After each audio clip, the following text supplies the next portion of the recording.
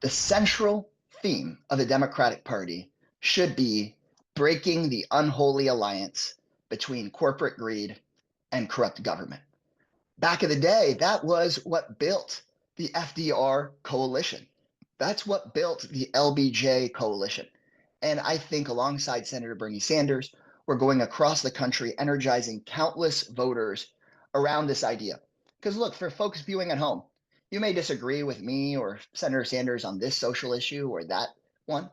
But at the end of the day, we have a core message, which is the richest people on earth shouldn't be buying up politicians and changing the rules to their own advantage. That is the definition here of oligarchy.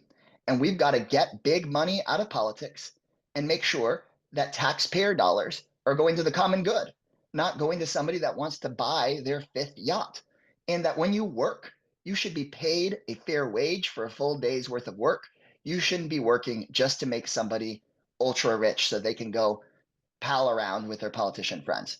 And that kind of message, I think, is the Democratic Party of the future.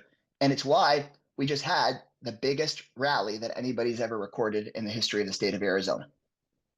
Democrats, as you know, according to the polls, are very down on the party right now. And so, and there's a lot of blowback that Senate Minority Leader Chuck Schumer has received for his decision to vote for the continuing resolution.